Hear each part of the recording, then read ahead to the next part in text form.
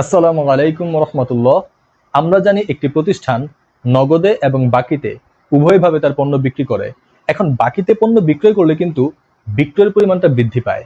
এখন বাকিতে বিক্রয় করার পরে দেনাদারের কাছ থেকে একটা নির্দিষ্ট সময়ের মধ্যে টাকাটা কালেক্ট করা হয়, হয়তো 30 দিন, 45 দিন বা 60 দিন। এই যে নির্দিষ্ট সময়ের মধ্যে টাকাটা কালেক্ট করা হয়, এই সময়টাকে বলা হয় অ্যাভারেজ কালেকশন পিরিয়ড, সংক্ষেপে বলা হয় এসিপি। এখন আমরা যদি এই অ্যাভারেজ কালেকশন পিরিয়ড এই মেয়াদটা আরেকটু বাড়াই দিই, যেমন ধরেন কাউকে আমি 30 দিন মেয়াদ দিছিলাম, এখন তাকে আমি একটা অফার করলাম, তুই ভাই 30 দিনের জায়গায় 60 দিন পরে টাকা দিস, তবে বেশি করে মাল নিয়ে যা, তুই বিক্রি কর, মুনাফা কর, আমারে আমার টাকা যা 30 দিনের জায়গায় 60 দিন পরে দিস।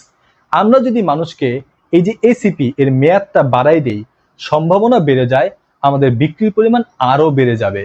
এখন বিক্রির পরিমাণ যদি বেড়ে যায় তাহলে কিন্তু মুনাফাও বেড়ে যাবে। এখন এখানেই আপনাকে খেয়াল করতে হবে, শুধুমাত্র কিন্তু মুনাফাই বাড়বে না, বাড়বে কিছু খরচ, কিছু ক্ষতির সম্ভাবনা। তার মধ্যে অন্যতম একটা খরচ বা ক্ষতি হচ্ছে অনাদায়ী পাওনা। মানুষের কাছে যত বেশি দিন টাকা পড়ে থাকবে ততই সম্ভাবনা হবে অনাদায়ী পাওনা মানে ব্যাড ডেপ্টের। এখন এই অনাদায়ী পাওনা বা ব্যাড ডেপ্ট ছাড়াও আরো একটা উল্লেখযোগ্য খরচ হচ্ছে অপরচুনিটি কস্ট। ধরেন কারো কাছে আমি 30 দিনের জন্য বাকিতে মাল বিক্রি করতাম, টাকাটা 30 দিন পর্যন্ত পড়ে থাকতো। এখন 30 দিনের জায়গায় যদি আমি তাকে 90 দিন সময় দিই, তার মানে অতিরিক্ত 60 দিন তার কাছে আমার টাকাটা পড়ে রইল। যদি তার কাছে আমার টাকাটা পড়ে না থাকতো, এই টাকাটা হয়তো আমি অন্য কোথাও ইনভেস্ট করতাম অথবা ব্যাংকেও যদি রাখতাম, আমি কিন্তু কিছু টাকা পয়সা পেতাম। এখন ওই যে দেনাদার, তার কাছে টাকাটা পড়ে থাকার কারণে ওই যে আমার এক্সট্রা ইনকাম হওয়ার সম্ভাবনা ছিল অন্য কোথাও ইনভেস্ট করে অথবা ব্যাংকে ফালায় রাখলেও, ওই ইনকামটা কিন্তু হচ্ছে না। এই ইনকামটা হচ্ছে না বলেই এটা রূপ নিচ্ছে একটা কস্ট, একটা খরচে, যেটাকে আমরা চিনি অপরচুনিটি কস্ট নামে। এখন বিক্রি বাড়বে, মুনাফা বাড়বে, ঠিক তেমনি কিছু খরচ, কিছু ক্ষতিও বাড়ে। এখন আমাদেরকে তুলনা করতে হয়, আমাদের মুনাফাটা বেশি বাড়ছে খরচের তুলনায়। যদি বাড়ে তাহলে আমরা ওই যে নতুন নীতিমালা, নতুন পলিসি অ্যাকসেপ্ট করলাম, মানুষকে সময় একটু বাড়াই দেই, মাল একটু বেশি বিক্রি হোক, আমরা এটা অ্যাকসেপ্ট করব। আর যদি দেখি যে আমার মুনাফা যা বাড়ছে তার তুলনায় আমার ক্ষতি বেশি হচ্ছে, তাহলে কিন্তু আমরা ওই পলিসিগুলো অ্যাকসেপ্ট করব না। এখন এই জিনিসটা নিয়েই আরো বিস্তারিত আলোচনা করব কিছু অঙ্ক প্র্যাকটিস করার মাধ্যমে। চলুন দেখা যাক। এইখানে একটা কোম্পানি আছে, মেঘনা কোম্পানি। তাদের বাকিতে বিক্রয়ের পরিমাণ হচ্ছে ৩৬ লক্ষ টাকা এবং তারা প্রতি পিস পণ্য বিক্রি করে ৬০ টাকা করে। এখন এক পিসের দাম যদি ৬০ টাকা হয় এবং মোট যদি ৩৬ লাখ টাকার বিক্রি করে, তাহলে তারা কত পিস পণ্য বিক্রি করে? এই ৩৬ লক্ষকে এই ৬০ দিয়ে ভাগ করি, মানে ৬০,০০০ পিস পণ্য তারা বিক্রি করে। এখন এগুলো তো তারা বাকিতে বিক্রি করে। বাকিতে বিক্রি করে দেনাদারদের কাছ থেকে এভারেজে তারা ৬০ দিনের মধ্যে টাকাটা কালেক্ট করে।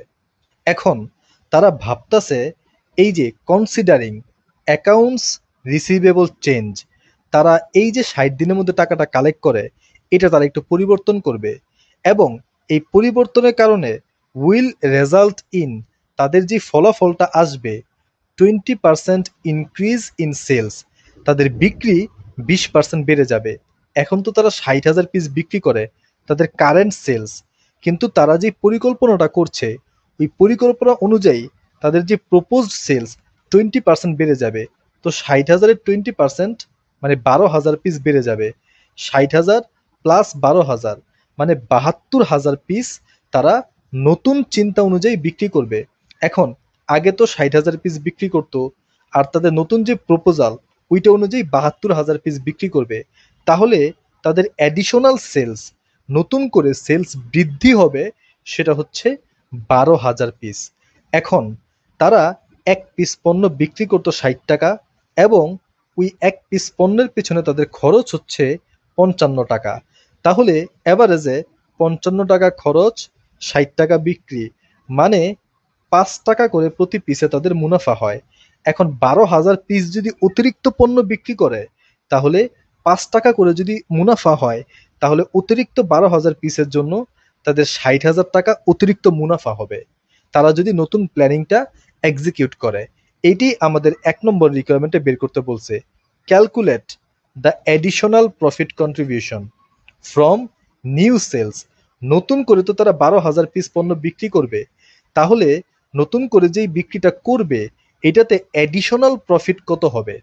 এই যে কন্ট্রিবিউশন, আমরা জানি সেলস প্রাইস থেকে ভেরিয়েবল কস্ট বাদ দিলে পাওয়া যায় হচ্ছে কন্ট্রিবিউশন মার্জিন। এইটাই এখানে তারা বের করতে বলছে। তুমি যে ভাই নতুন বিক্রি করবা ১২,০০০ পিস, ওইটাতে অতিরিক্ত কত টাকা মুনাফা হবে। ভাই অতিরিক্ত প্রতি পিসে মুনাফা হবে ৫ টাকা, তো ১২,০০০ পিসে ৬০,০০০ টাকা মুনাফা হবে। এই জিনিসটি আমাদের ১ নম্বর রিকোয়ারমেন্টে বের করতে বলেছে। আশা করি আপনাদের কাছে ব্যাপারটা একদম ক্লিয়ার। এই ২ নম্বর রিকোয়ারমেন্ট সেখানে বলেছে হোয়াট ইজ মার্জিনাল ইনভেস্টমেন্ট। এই অধ্যায়ে এই মার্জিনাল শব্দ দিয়ে বোঝায় অতিরিক্ত। অতিরিক্ত আমাদেরকে কত টাকা বিনিয়োগ করতে হবে দেনাদারের পিছনে। যদি আমরা ওই যে আমাদের যেই নতুন পলিসি নিচ্ছি, আমরা দেনাদারকে একটু সময় বাড়াই দিব, তাহলে আমাদের দেনাদারের পিছনে অতিরিক্ত কত টাকা ইনভেস্ট করতে হবে সেটা জানতে চাইছে। এখন আমরা সারা বছরে ৩৬ লাখ টাকার বিক্রি করি। এমন না যে পুরো ৩৬ লাখ টাকা একবারে বিক্রি করছি, সারা বছর ধরে ৩৬ লাখ টাকা আমার পড়ে আছে, এমন কিন্তু না। আমরা সারা বছরে মানে ৩৬০ দিনে ৩৬ লাখ টাকা বিক্রি করি। এখন আমি প্রতি ৬০ দিন পর পর টাকাটা কালেক্ট করি, তাহলে দেখেন আমার কিন্তু আলটিমেটলি ৬০ দিন পর্যন্ত টাকাটা পড়ে থাকে। ধরেন আমি ৬ লাখ টাকার মাল বিক্রি করি, বিক্রি করে ৬০ দিন পরে এই ৬ লাখ টাকা কালেক্ট করি, আবার আমি নতুন করে ৬ লাখ টাকা তার কাছে বিক্রি করলাম, আবার ৬০ দিন পরে আমি এই ৬ লাখ টাকা কালেক্ট করি, আবার আমি ৬ লাখ টাকার মাল বিক্রি করলাম। আলটিমেটলি কিন্তু এই ৬ লাখ টাকার মালই আমি বারবার বিক্রি করছি। দেনাদারের কাছে কিন্তু আমার ৩৬ লাখ টাকা পড়ে রয় নাই, আমার কিন্তু ৬ লাখ টাকাই সারা বছর দেনাদারের কাছে পড়ে রয়েছে। এইটাই হচ্ছে দেনাদারের পিছনে আমার বিনিয়োগের পরিমাণটা। এইখানে তারা জানতে চাইছে যে আমার দেনাদারের পিছনে অতিরিক্ত ইনভেস্টমেন্টের পরিমাণ কত হবে। ওই যে আমি নতুন পলিসি নিব, নতুন বিক্রি বাড়বে, তাহলে আমার তো অতিরিক্ত টাকাও দেনাদারের কাছে পড়ে থাকবে। এখন আরেকটা ব্যাপার আপনাদেরকে বলি, দেনাদারের সাথে সম্পর্ক হচ্ছে খরচের। আমি কিন্তু ৬০ টাকা করে মাল বিক্রি করি, ঠিক আছে, আমার কিন্তু ৬০ টাকা করে ইনভেস্ট করতে হয় না। আমি তো ৫৫ টাকাতেই মালটা বানাইতে পারি। তো আমার তো ইনভেস্টমেন্ট হচ্ছে ৫৫ টাকা। যদিও ৬০ টাকা বিক্রয় মূল্য, আমার কাছে কিন্তু খরচ কিন্তু ৫৫ টাকা। সুতরাং আমার বিনিয়োগটা কিন্তু ৫৫ টাকাই হচ্ছে। সুতরাং আমি যখন দেনাদার কাউন্ট করব, আমি কিন্তু ৬০ টাকা দিয়ে কাউন্ট করব না। আমার কিন্তু দেনাদারের পিছনে ৬০ টাকা ইনভেস্ট করতে হচ্ছে না, আমার ইনভেস্ট করতে হচ্ছে ৫৫ টাকা। এখন এই যে জিনিসটা আমার দেনাদারের পিছনে কত টাকা বিনিয়োগ করব, এইটা বের করার সিম্পল সূত্র আছে। এই যে কারেন্ট প্ল্যান, এই কারেন্ট প্ল্যান অনুযায়ী দেনাদারের পিছনে আমি কত টাকা বিনিয়োগ করে রাখছি, আমি তো ৬০,০০০ পিস পণ্য বিক্রি করি এবং আমার খরচ কত, এই যে ৫৫, এভারেজে কালেকশন করি এই যে ৬০ দিনে এবং ৩৬০ দিনে আমার মেয়াদ, তাহলে আমার দেনাদারের পিছনে এভারেজে ৫,৫০,০০০ টাকা বিনিয়োগ করতে হয়। এবং আমরা যদি নতুন প্ল্যান নেই, তাহলে আমাদের বিক্রি বেড়ে যাবে, ৭২,০০০ পিস বিক্রি হবে, সেই ৫৫ টাকা করে খরচ। এবং মনে আছে আমরা ২০% ইনক্রিজ হবে সেলস, ২০% কালেকশন পিরিয়ডে কিন্তু আমার চেঞ্জ হবে। আগে তো ৬০ দিন ছিল, এখন ৬০ দিনের জায়গায় ২০% বেড়ে মানে ৭২ দিন কালেকশন পিরিয়ড হবে। এই যে অ্যাভারেজ কালেকশন পিরিয়ড 72 ডেজ। এখন ৩৬০ দিয়ে যদি ভাগ দেই, আমার প্রপোজড প্ল্যান অনুযায়ী আমাকে বিনিয়োগ করতে হবে ৭,৯২,০০০ টাকা। আগে বিনিয়োগ করতে হইতো ৫,৯০,০০০, নতুন প্ল্যান অনুযায়ী ৭,৯২,০০০। তাহলে আমাকে অতিরিক্ত কত টাকা বিনিয়োগ করতে হবে, এই যে ২,৪২,০০০ টাকা। এইটাই আমাদের ২ নম্বর রিকোয়ারমেন্টে জানতে চেয়েছিল, মার্জিনাল ইনভেস্টমেন্ট কত হবে এই দেনাদারের পিছনে। যেহেতু আমি অতিরিক্ত মাল বিক্রি করব, অতিরিক্ত দেনাদারের পিছনে আমার টাকা ফালায় রাখতে হবে, আর এই পরিমাণটা হচ্ছে ২,৪২,০০০ টাকা। এখন আমরা যে দেনাদারের পিছনে অতিরিক্ত ২,৪২,০০০ টাকা ইনভেস্ট করছি, নিশ্চয়ই অতিরিক্ত ২,৪২,০০০ টাকা আমার পড়ে থাকবে। এখন এটার তো কিছু খরচ আছে, অপরচুনিটি কস্ট, যেটা আমরা আলোচনা করেছিলাম। এইখানে বলা হয়েছে অপরচুনিটি কস্ট, দেনাদারের পিছনে যে টাকাটা আমরা ফালায় রাখি, সেটা যদি সেইখানে ফালায় না রাখা অন্য কোথাও আমরা বিনিয়োগ করতাম বা ব্যাংকে ফালায় রাখতাম, কিছু টাকা পয়সা তো আসতো। এখন এই যে অপরচুনিটি কস্ট, এটা হচ্ছে 14%। তো আমরা যে 2,42,000 টাকা দেনাদারের পেছনে ফালায় রাখতেছি, কিছু খরচ তো এখানেও হবে, এই যে 14% খরচ হবে। আর অতিরিক্ত খরচের পরিমাণটা হচ্ছে 33,880 টাকা। এটি আমাদের সি নম্বর রিকোয়ারমেন্টে বের করতে বলা হয়েছে। ক্যালকুলেট দ্য কস্ট, খরচের পরিমাণটা বের করো।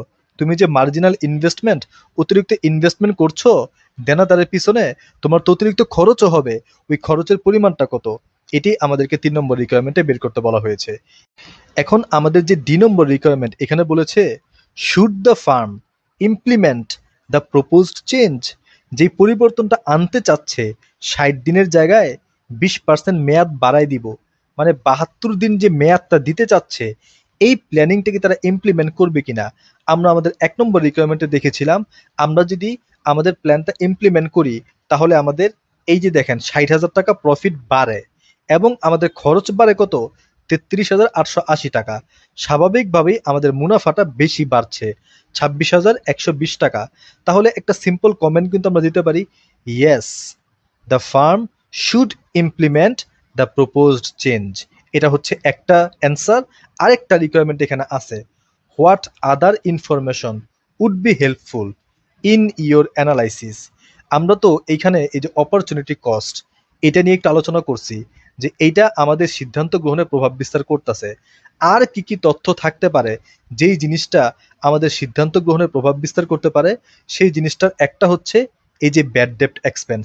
আমাদের যে এই অঙ্কটা, এই অঙ্কে বলছিল কোনো ব্যাড ডেপ্ট এক্সপেন্স এর পরিবর্তন হবে না, অতিরিক্ত কোনো ব্যাড ডেপ্ট এক্সপেন্স হবে না। সুতরাং আমাদের সিদ্ধান্ত গ্রহণে কিন্তু এই যে ব্যাড ডেপ্ট এক্সপেন্স, এটা কিন্তু আমরা গণনায় আনি নাই, যেহেতু এটা নতুন করে কোনো ব্যাড ডেপ্ট এক্সপেন্স তৈরি করছে না। সুতরাং আমাদের অঙ্কে আমরা এটা আনি নাই, কিন্তু আমাদেরকে জানতে চাইছে আরো কি কোনো তথ্য আছে কিনা যেটা তোমার সিদ্ধান্তে প্রভাব বিস্তার করতে পারতো। তার মধ্যে একটা হচ্ছে এই যে ব্যাড ডেপ্ট এক্সপেন্স, তার মধ্যে আরো আছে এই যে ক্ল্যারিক্যাল এক্সপেন্স, এবং আরো কিছু তথ্য থাকতে পারে। এই ক্ল্যারিক্যাল এক্সপেন্স বা ক্ল্যারিক্যাল কস্ট জিনিসটা কি, এইটা আপনাদেরকে আমি খুঁজে বের করতে বলবো। আপনারা গুগলে যাবেন এবং সার্চ করবেন হোয়াট ইজ ক্ল্যারিক্যাল কস্ট, ইনশাল্লাহ আপনারা খুঁজে বের করবেন এবং কমেন্টে জানাবেন যে আপনারা কি অ্যানালাইসিস করে বের করলেন ক্ল্যারিক্যাল কস্ট জিনিসটা কি। আশা করি এতক্ষণ যা আলোচনা হইল এই অঙ্কটা নিয়ে আপনারা বিস্তারিত বুঝতে পেরেছেন। আমরা আমাদের আগামী ক্লাসে আরো বিস্তারিত আলোচনা করব ভিন্ন ভিন্ন অঙ্ক দিয়ে। Till then, take care. আসসালামু আলাইকুম ওয়া রাহমাতুল্লাহি ওয়া বারাকাতুহু।